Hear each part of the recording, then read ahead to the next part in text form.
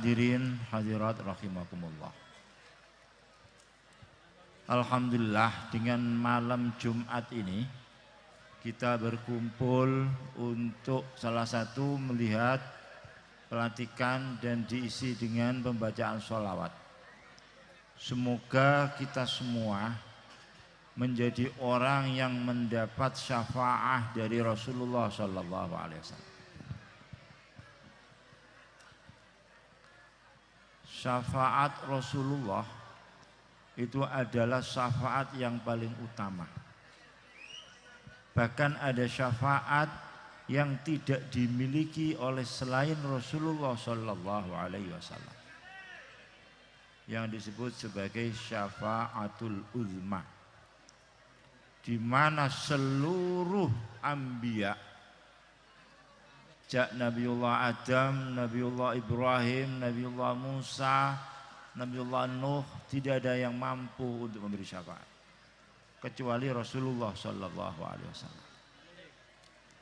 Semoga kita semua juga bisa mendapatkan syafaat dari Rasulullah SAW. Syafaat itu apa? Syafaat itu adalah isalul khair minal ghair ilal ghair. Jadi mendatangkan kebaikan dari yang lain untuk yang lain. Ya, kalau dibahasakan sini, syafaat itu adalah apa ya?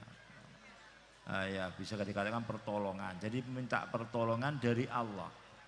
Seperti kita minta pertolongan dari Rasulullah untuk Allah memberi kebaikan. Itu namanya syafaat. Hal yang paling utama yang kita inginkan adalah syafaat dari Rasulullah SAW. Karena tidak ada harapan yang lebih besar yang bisa kita lakukan kecuali syafaat Rasulullah. Amal kita sulit kita harapkan. Sholat kita, puasa kita, seluruhnya kita lakukan. Cuman sulit itu bisa kita harapkan melebihi dari syafaat Rasulullah SAW. Nah, sekarang bagaimana kira-kira kita bisa mendapat syafaat dari Rasulullah? Maka pertama yang harus kita lakukan, kalau benar-benar kita menginginkan syafaat Rasulullah, tanamkanlah Rasulullah pada hati kita. Hadirkanlah Rasulullah pada hati kita. Dengan menghadirkan Rasulullah pada hati kita, maka akan timbul rasa ta'assi, rasa mengidolakan Rasulullah SAW.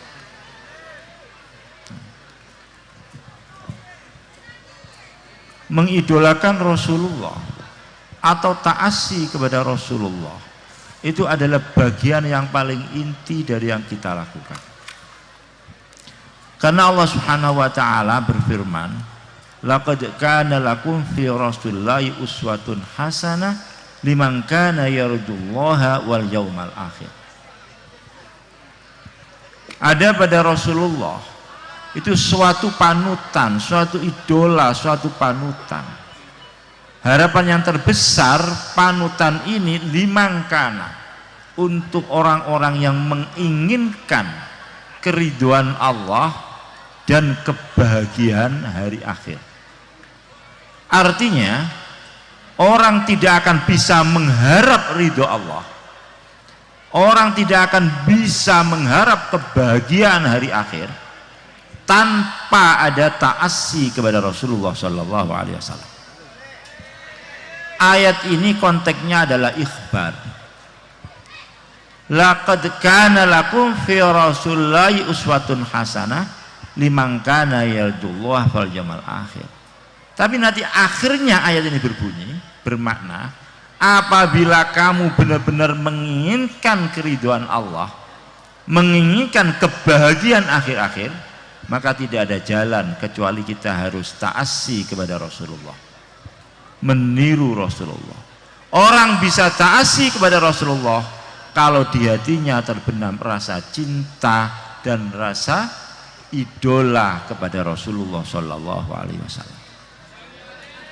Tinggal bagaimana kita mengidolakan Rasulullah, sejauh mana Rasulullah ada pada diri kita. Oleh karena itu maka hadirkan Rasulullah di setiap langkah dan gerak yang kita lakukan, baru nanti kita bisa menjadikan orang yang benar-benar ta'assi kepada Rasulullah. Coba kita perhatikan sejauh mana kita dalam sehari ini kita bisa menghadirkan Rasulullah di dalam seluruh gerak dan langkah kita. Mohon maaf, kita masuk rumah saja kadang tidak uluk salam itu. Hadirkan, kita masuk ke rumah, hadirkan Rasulullah. Perintah Rasulullah kalau kita masuk rumah, bacalah salam, assalamualaikum. Kalau ada orang, kalau tidak ada orang, maka bacakan assalamu alaina wa ala ibadillahi shalihin. Kita masuk rumah, hadirkan Rasulullah. Kaki kanan kita dahulukan. Kita keluar rumah, hadirkan Rasulullah. Kaki kiri kita dahulukan. Kita makan, hadirkan Rasulullah. Tangan kanan kita pakai, kita membaca bismillah. Dan seterusnya sampai mulai kita bangun tidur sampai kemudian kita tidur lagi, seluruhnya ini adalah ada pada Rasulullah. Inilah bukti kita ta'assi kepada Rasulullah, cinta kepada Rasulullah Sallallahu Alaihi Wasallam. Dan kemudian kita sering menyebut Rasulullah karena bukti orang cinta adalah aktsaru min dzikri. Tanda orang itu cinta adalah aktsaru min dzikri. Man ahabba syai'an aktsaru min dzikri. Zikir ada tiga. Ada zikir bil lisan, ada zikir bil qalb, ada zikir bil jawarih. Zikir bil lisan kita sebut nama Rasulullah seperti yang sekarang kita lakukan. Zikir bil qalb kita hadirkan Rasulullah pada hati kita, kerinduan kita kepada Rasulullah. Zikir bil jawarih kita ikut apa yang dicontohkan oleh Rasulullah. Itulah makna dari kecintaan kita kepada Rasulullah. Semoga datang kita pada majelis ini kita semua mendapat syafaat dari Rasulullah SAW. Tapi untuk kita bisa ta'assi, bisa mengidolakan, bisa meniru Rasulullah, itu tidak mudah. Semuanya harus ada jalan, harus ada guru. Oleh karena itu orang tidak akan bisa hanya menyebut Rasulullah, hanya mohon maaf, hanya kita membaca sholawat seperti ini aja, kurang. Karena bagi orang yang benar-benar cinta, maka dia akan melakukan segalanya sesuai dengan orang yang dicintai. Dan kita tidak akan bisa mendapatkan apa yang bisa kita tirukan kepada Rasulullah kecuali harus kita mendapatkan dari seorang yang mengajarkan kepada kita. Oleh karena itu tidak bisa kita bisa meniru Rasulullah kecuali dengan kita mengaji dan belajar. Tanpa itu tidak akan bisa. Karena untuk meniru Rasulullah dibutuhkan adab, dibutuhkan akhlak. Ini sedikit yang bisa saya sampaikan. Oleh karena itu semoga kita semua bisa menjadikan orang yang benar-benar meniru Rasulullah dan bisa menjaga syafaat Rasulullah. Terima kasih. Akhiran, wassalamualaikum warahmatullahi wabarakatuh.